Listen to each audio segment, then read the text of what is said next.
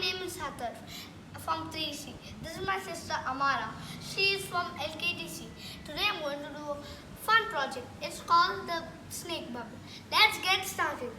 First you will need detergent, you will need a plastic bottle, you need to cut it, and you need to put a sock on it, and you need to put a rubber band. And now you need some paint, powder, any color powder, and you can make it as colorful as you want. You need some scissors, and you will need a box. I've already made the mixture here. So to make the mixture, you have to put mixed detergent, a little small drop of water, some paint, and any color powder. And you can make it as colorful with everything.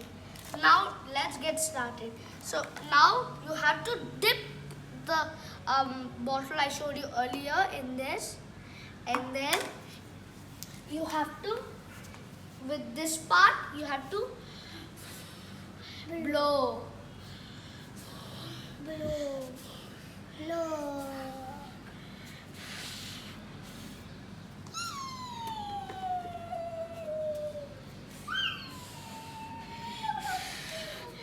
It is very fun. If you don't have normal bubble, you can just make this and then you can do how much ever you want. Thank you.